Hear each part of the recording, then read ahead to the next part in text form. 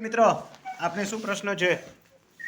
પ્રશ્નમાં એવું છે સર કે મારા બાપુજી અને મારા કાકાને બે વચ્ચે 40 વીઘા જમીન હતી. બરોબર.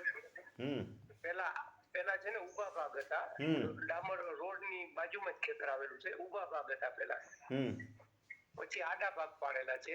એટલે પેલા મારા કાકાનું ખેતર આવ્યું, પછી અમારું ખેતર આવ્યું. રસ્તાનો પ્રશ્ન છે ને? મારા બાપુજી અને મારા કાકાએ ખાલી મૌખિક વાત કરી, લેખિતમાં કાંઈ છે નહીં કોઈ વસ્તુ. કાંઈ વાંધો નહીં. અત્યારે કાંઈ થયું છે? હવે અત્યારે ઈ હાલવાની હું છે, ના પાડે છે કે નહીં. મૌખિક ના પાડે ત્યાં સુધી આપણે કશું કરવાનું થતું નથી. જ્યારે રસ્તો રોકે ત્યારે તરત જ મામલતદાર સાહેબ કોર્ટમાં પંચરોજ કામ કરાવીને ફરિયાદ દાખલ કરવાની થાય. જ્યાં સુધી કશું થયું નથી ત્યાં સુધી કાયદાની દ્રષ્ટિએ તમે કાંઈ કરવા હકદાર નથી. મોઢે ભલે ગમે એ બોલે. ના પાડે એટલે નહીં, રસ્તો રોકે ત્યારે કાયદાના શબ્દો બરાબર સમજજો. એ માઇકનું ભૂંગળું લઈને ના પાડે તોય ભલે પાડે, કાનના પડદા ફાટી જાય રીતે ના પાડે તોય ભલે પાડે, ત્યાં સુધી ગુનો બનતો નથી. રસ્તામાં અડચણ નાખે, પાણા નાખે, કાંકરા નાખે, ઝાડા નાખે, પાણી રેડ કરે, ખેતી કરે, ખેડ કરે, હાલવામાં અવરોધ ઊભો થાય, કાયદાની પરિભાષામાં ઈ કહેવાય, ત્યારે ફરિયાદ દાખલ થાય. ભલે ભાઈ. અને આવી બધી બાબતો માટે તો આપણે તાલીમ કેમ્પ રાખીએ છીએ, ખબર છે ને? આ કોઈ તાલીમ કેમ્પની જાહેરાત નથી કરતો. સાંભળો, આ તાલીમ કેમ્પની જાહેરાત નથી કરતો હું, પણ આ કહેવાનો મતલબ એ છે કે માણસો જાતે આવે ને તો એડવોકેટના ખર્ચા બચે.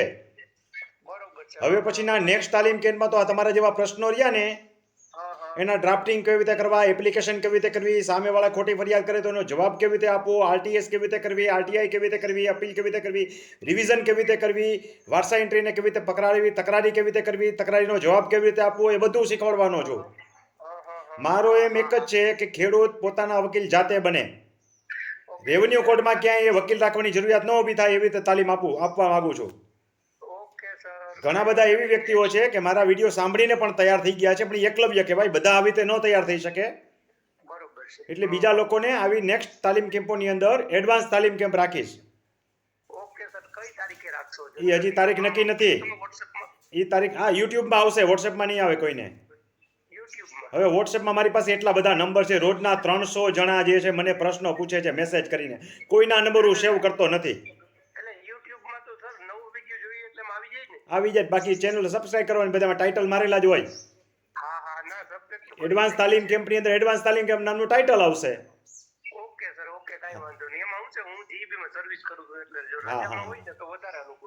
મોટા ભાગે શનિ રવિ જ ગોઠવું છું.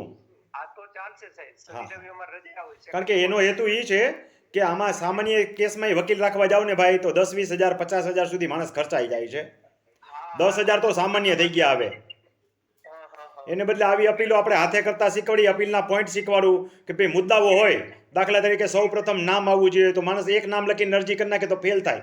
7 નંબરમાં જેટલા નામ હોય બધા આવવા જોઈએ. પછી નામ સાથે તમને ગ્રાઉન્ડ શીખવાડવું જોઈએ, સમજ્યા? તમારે અરજી કરવાની થાય તો નામ સાથે એ વ્યક્તિના નામ, સરનામા, ઉંમર, વર્ષ, ધર્મ, ધંધો આ ખાસ દર્શાવવાનું હોય. 7 નંબરમાં જેટલા નામ હોય એટલા. પછી સામે જેની સામે અરજી કરવાની હોય એના 7 નંબરમાં જેટલા નામ હોય એ બધાને પ્રતિવાદી તરીકે જોડવાના રહે.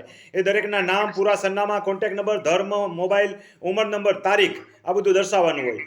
એકથી વધારે પક્ષકારો હોય, એકથી વધારે 7 નંબર આવતા હોય, એકથી વધારે વ્યક્તિનામાંથી હલાલ નીકળતું હોય તો બધા એના પક્ષકાર આ રીતે જોડવાના હોય. ત્યાર પછી આપણે આપણી મિલકતનું વર્ણન કરવાનું હોય. ત્યાર પછી જે છે રસ્તો રોકવાનું કારણ શું ઊભું થાય છે એનું વર્ણન કરવાનું હોય. પછી આપણે શું દાદ માગવાની છે એ વર્ણન કરવાનું હોય. પછી આક્ષેપ પ્રતિ આક્ષેપ રજૂ કરવાના હોય. કાયદા અનુસાર આપણને શું મળવાપાત્ર છે એ રજૂ કરવાનું હોય. આ બધી બાબતો અરજીમાં સમાવેશ થાય તો અરજી તમારી ટકી રહે. આવા બધા કામ પ્રેક્ટિકલ જાતે હું શીખવાડીશ. યુટ્યુબ જોતા રહેજો.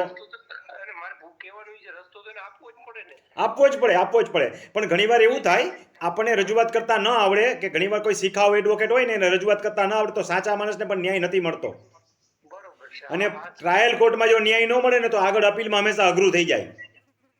પહેલા જ પ્રગતિએ ન્યાય મળવો જોઈએ. કાંઈ નથી દેવાનું થતા. અત્યારે ખાલી રાહ જુઓ, ગુનો થવાની રાહ જોવાની છે તમારે. હા, વાહ, સરસ, ખૂબ સરસ. હા, ભલે ભાઈ. હા.